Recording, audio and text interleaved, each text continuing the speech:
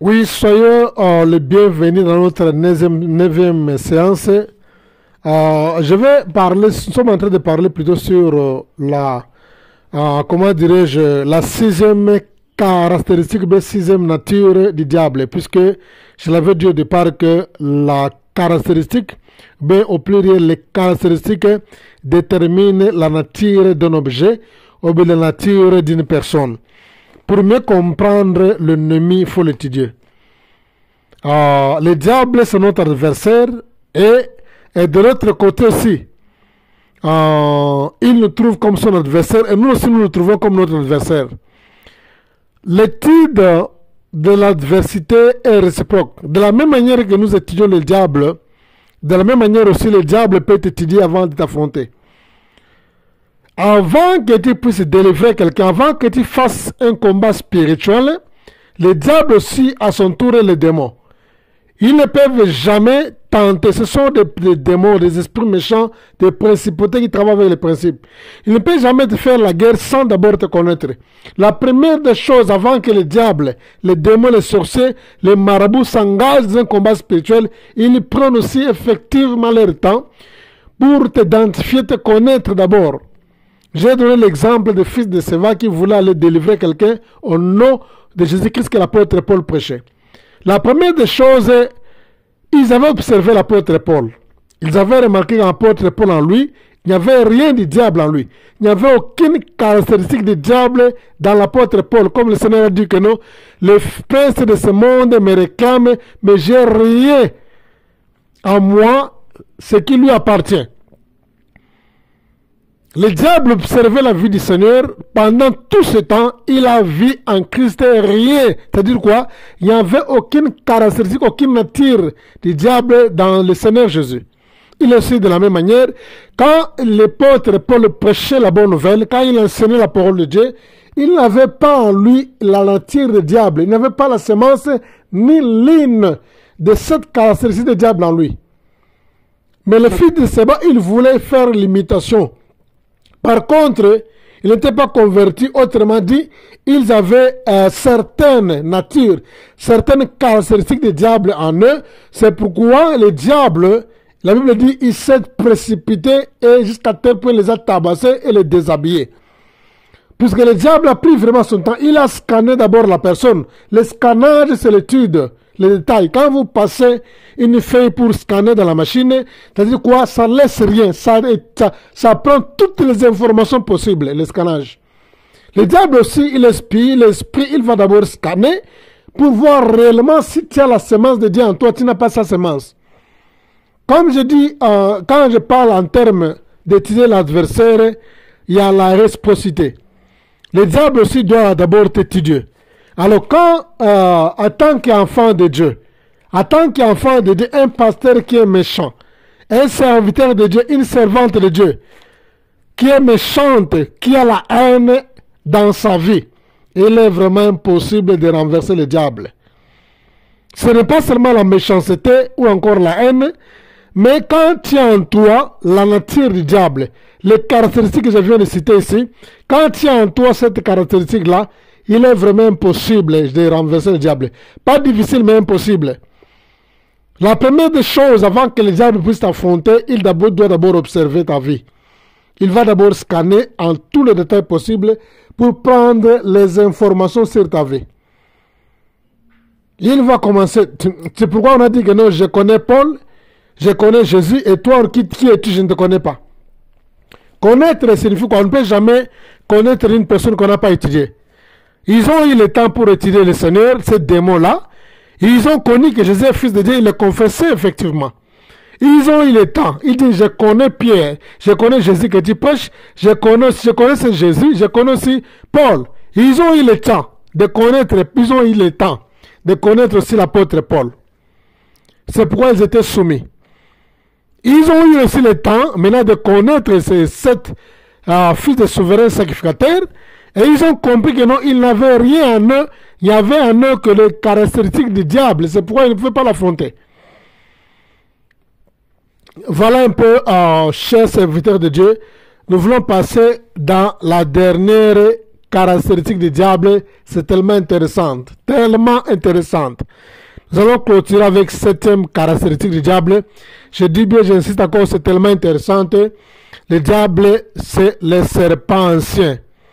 Le serpent ancien, c'est la dernière, ou bien la dernière caractéristique, ou bien la dernière nature de l'ennemi. Les caractères déterminent la nature d'un objet ou bien la nature d'une personne. C'est l'identité au fait d'une personne ou bien d'un objet. Le serpent, il est le serpent ancien. Le serpent, il est le serpent ancien. Quand Dieu avait créé Adam et Ève, Dieu les avait placés dans le jardin d'Éden. Le jardin d'Éden qui signifie moment, ou encore la présence de Dieu, comme j'ai toujours dit, ou bien un environnement de vie où il y a la présence de Dieu. Dieu les avait placés dans le jardin d'Éden. Alors pourquoi on appelle le diable le serpent ancien? Puisque la première bête, le premier animal que le diable devrait entrer pour se légaliser, afin de séduire premièrement Ève, c'était le serpent. Le diable est allé chez le serpent, pas par hasard, sachant que le serpent de nature, la Bible dit, le serpent était l'animal le plus rusé parmi tous les animaux que Dieu avait créés. Ruse signifie quoi? C'est-à-dire quoi? Mayele mabe, comme dit à Lingala, mayele mabe. Être intelligence, mais d'une façon posée. Le diable, le serpent avait déjà cette nature, cette caractéristique. C'est pourquoi le diable est allé devait se légaliser. Rappelez-vous, je vous ai dit que la terre est physique. Dieu avait créé une terre qui est physique. Enfin, il avait aussi créé l'homme qui était invisible. Et Dieu devait légaliser l'homme. Il a pris l'homme, il a mis l'homme dans la poussière. L'homme en hébreu signifie humas, signifie quoi? L'esprit vivait. Nous avons deux syllabes là-bas. Nous avons humain, on appelle ça humain qui signifie humas. Mas comme étant la terre, ou bien l'argile, ou bien la poussière. Hum signifie l'esprit. Signifie l'esprit habitant dans la poussière. L'homme existait comme étant l'esprit déjà, mais il était invisible. Mais Dieu devrait prendre l'homme, le placer dans la poussière, afin qu'il soit légal pour vivre dans une terre qui était physique, qui était visible. Et l'homme aussi devait être visible pour vivre dans une planète qui est visible, que Dieu lui a donnée. C'est pourquoi le mot homme signifie quoi? L'esprit vivant dans la poussière. Humas, l'esprit et la poussière. Alors, il n'y a aucune personne qui peut opérer dans la planète Terre s'il n'a pas le corps. Quand le Seigneur est allé chasser les démons dans les fous, et la Bible dit, même ces fous ici, ils ont demandé, les démons, les esprits méchants, ils ont demandé le Seigneur, il a dit que non, ne nous envoie pas, envoie-nous dans ces cochons.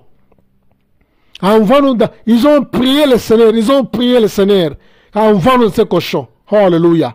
Et le Seigneur a exaucé leur prière. Ils ont fait une prière, ils ont prié le Seigneur, non, s'il vous plaît, envoie-nous dans ces pourceaux, de cochons. Et Dieu, le Seigneur, si Dieu a écouté la prière des démons, les esprits méchants, à combien de plus fortes raisons Dieu ne peut jamais écouter ceux qui sont nés de nouveau, ceux qui sont convertis. Comment le Seigneur peut fermer les oreilles, les entrailles pour écouter votre prière? Ces démons devraient d'abord se légaliser. Rentrons dans notre mouton. Ces démons voulaient avoir un corps pour opérer. Ils ne peuvent jamais vivre et opérer sans corps. Pour se légaliser et rester sur la planète, ils devraient soit se trouver dans un corps. C'est pourquoi ils ont prié le Seigneur de vivre dans le stade d'aller, qu'il soit recommandé d'aller vivre. Ils demandaient la permission. Toujours le principe.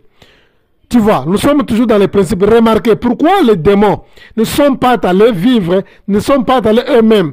Dans les pourceaux, ils demandaient la permission. Comme je disais au départ que les démons travaillent avec les principes. Le Seigneur devait d'abord leur donner l'accès. L'accès d'aller vivre là-bas. Quand il a donné l'accès, ils sont allés se précipiter, aller envoûter, bien posséder les troupeaux. Voilà, ce n'est pas notre thème, rentrons à notre mouton.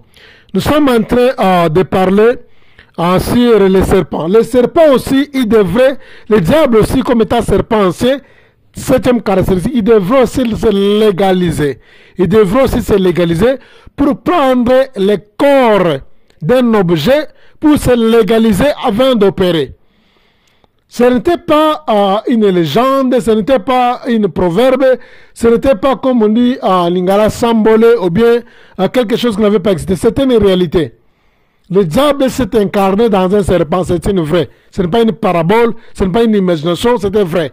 Le diable s'est incarné dans les serpents pour faire quoi? Pour se légaliser, avoir un corps physique, afin de vivre sur la terre. Aucune personne, même Dieu lui-même, il respecte la loi. Vous ne verrez pas Dieu descendre lui-même pour prêcher la parole de Dieu à la rue, pour évangéliser, pour gagner les âmes dans la chair. Non. Il est esprit, il respecte ses règles. Il doit d'abord venir, utiliser un homme qui est corporel, qui est physique. Il met son esprit, enfin il commence à agir. Les démons aussi font la même chose. Il doit d'abord se légaliser dans un corps avant d'opérer. C'est comme ça. Et le diable s'est légalisé. Il a possédé le serpent pour se légaliser avant de séduire Ève. C'est pourquoi on l'appelle le serpent ancien. On l'appelle le diable, le serpent ancien. L'animal, la Bible dit, le serpent était l'animal le plus rusé que Dieu avait créé. Pourquoi le diable n'a pas choisi? Je dis bien pourquoi le diable n'a pas choisi d'autres animaux et il a seulement accepté, il a seulement choisi le serpent. En dehors de la ruse, le serpent a plusieurs caractéristiques. S'il faut parler aussi des caractéristiques du serpent, il y en a beaucoup, mais je vais seulement épingler certaines. En dehors de la ruse, le serpent, c'est le seul animal que Dieu avait créé qui peut rester pendant plusieurs heures sans faire un mouvement, sans avoir une émotion. Le serpent, je répète ça, c'est le seul animal que Dieu avait créé qui peut rester plusieurs heures, même plusieurs jours sans faire un mouvement, sans faire une émotion. Quand le serpent va faire sa chasse, il peut rester sans mouvement même pendant 2 jours, même 3 jours, il ne mange rien. Il n'est pas pressé pour faire la chasse. Il reste immobile, sans émotion. Il va d'abord être sûr que non, l'animal doit passer à son côté. Il va prétendre parfois comme il est mort. Quand l'animal va passer à son côté, il va lancer le venin. Il n'a pas besoin. Pourquoi il est patient? Parce qu'il ne veut pas perdre ce venin. Il travaille avec assurance. Il a besoin que dès que l'occasion est là, il lance son venin, eh bien, il va t'attraper dans une clé. Il est difficile que tu te débarrasses. Le serpent, il est patient puisqu'il ne perd jamais ce venin. Le diable travaille dans la patience, bien aimé dans le Seigneur. Le diable est tellement patient, le diable travaille comme le serpent. De la même manière que le serpent peut rester plusieurs jours sans mouvement, de la même manière le diable peut. Le diable peut faire 8 ans de patience pour chercher à cribler un serviteur de Dieu, un enfant de Dieu, une servante de Dieu. Le diable peut faire même 10 ans, 15 ans pour faire la chasse d'un enfant de Dieu. Même 15 ans, patient. Quand la Bible dit que non, il rôde comme un lion. Il est patient, il rôde, il tourne, il rôde comme un lion. Voilà. Nous allons conclure avec notre dernier audio. Soyez bénis, merci.